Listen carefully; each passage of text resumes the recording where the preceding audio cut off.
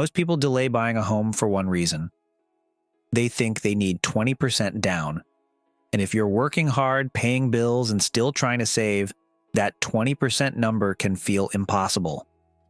So here's the truth. You don't need 20% down to buy a home, but you do need a real plan that covers the full cash reality, not just the down payment. Quick note. This video is for educational and entertainment purposes only. I'm not a financial advisor, CPA, or attorney, and this isn't financial, legal, or tax advice. Full disclaimer is in the description. All right, now let's make this real. Meet Maya. Maya's doing the right things. She's trying to save, but she keeps hearing different advice. Save 20%. Save 5%. Just get pre-approved. And that's why people get stuck. Because the down payment is only one piece. If you save for the wrong target, you either wait too long or you buy too early and feel broke. So I'm going to give you a simple system. We'll do 3 things. First, set a safe monthly number. Second, choose the right down payment target. Third, build a savings plan that actually works. Let's start with the monthly number, because a lender might approve you for more than you can comfortably afford. And if your monthly payment is too high, everything else in your life gets squeezed. Here are 3 simple rules people use. Rule 1 is the 28 by 36 rule. That's basically, keep housing around 28% of your gross income and total debt around 36%. Rule 2 is the 30% rule. Try to keep housing around 30% of your take-home pay, and Rule 3 is the 2.5 times salary rule. Home price around 2.5 times your annual income. You don't need to debate which one is perfect. Pick one and use it to set your safe monthly housing budget. Because the goal isn't just to get the house, the goal is to keep the house without stressing every month. Now let's talk about the down payment you actually need. A lot of people think the only real down payment is 20%. But in real life, first-time buyers often put down less. Here's a simple range. Conventional loans can start around 5% down. FHA can be 3.5% down, if your credit qualifies. And for certain buyers, VA and USDA options can be 0 down if you qualify. Now, does 20% have advantages? Yes. It can help you avoid mortgage insurance, and it can give you more equity from day one. But here's the key mindset shift for Maya. 20% is a strategy, not a requirement. The better question is, what down payment lets you buy a home and still live a normal life without draining your savings? Next up, don't forget the monthly add-ons. When Maya thinks mortgage, she pictures one number. But the real monthly cost usually includes extra pieces. For example, property taxes are often about 1% of the home value per year, and they're commonly rolled into the monthly payment. Homeowners insurance might be around $100 to $200 per month. And if your down payment is smaller, you may also have mortgage insurance. A quick rule of thumb you'll hear is something like $30 to $70 per month for every $100,000 borrowed. So don't budget for a mortgage. Budget for total monthly housing cost. Because if Maya's total payment jumps by $200 or $300, that changes everything. Now we build the savings system. This is where most people fail, not because they're lazy, but because the plan is too vague. So make it automatic.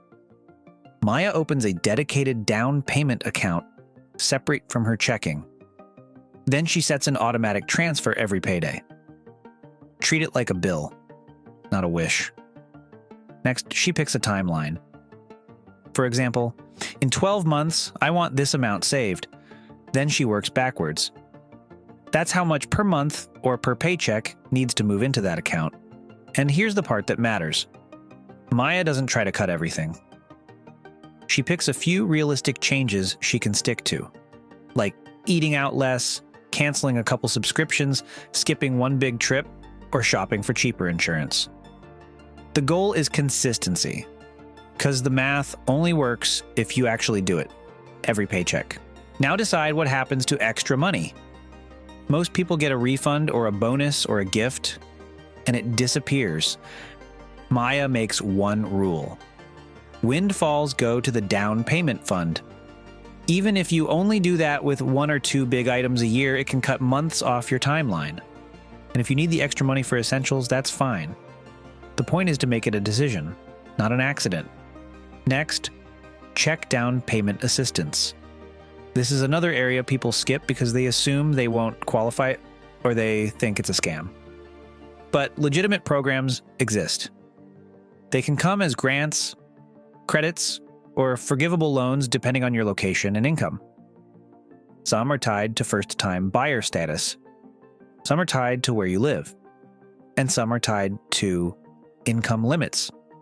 So the move is simple. Before you set your final savings target, check what programs exist in your state, county, and city. Because if Maya qualifies for help, her timeline can change fast. Now, here's the big one. The 3 cash buckets you need to close the deal. Bucket 1 is the down payment. Bucket 2 is closing costs. A common range you'll hear is about 3 to 6% of the loan amount. And bucket 3 is reserves. Some lenders want you to have 2 to 6 months of payments saved, even after closing. So Maya's real target isn't just down payment. It's down payment plus closing costs plus reserves. And then on top of that, it's smart to plan for move-in costs, basic repairs, and an emergency buffer. Because the first year of homeownership is when surprise expenses show up. So here's the full, easy-to-understand plan. 1. Set your safe monthly housing number. 2. Choose the down payment path that fits your situation. 3. Automate your savings into a dedicated account. 4. Send windfalls to the fund on purpose. 5. Check assistance programs before you assume you're on your own. And 6. Save for the full cash picture. Down payment, closing costs, and reserves. You don't need perfect. You need a system. Quick question for you. What's one method that helped you save for a down payment? Comment it below. Your idea could help someone else.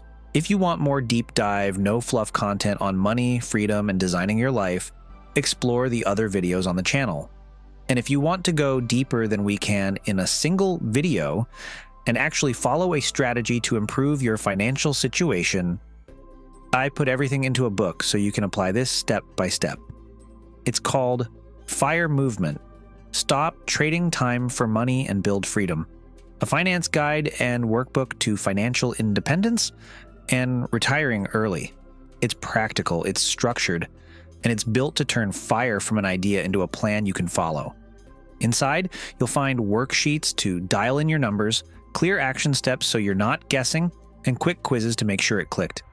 There are also real-life scripts, like asking for a raise and having money conversations without freezing up, and step-by-step tools for reducing debt, tightening your budget without feeling miserable, and sticking to a system long enough to see results.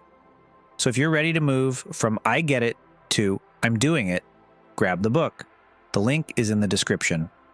And if this video helped you, hit like, subscribe, and share it with someone who needs to hear this. Thanks for your time.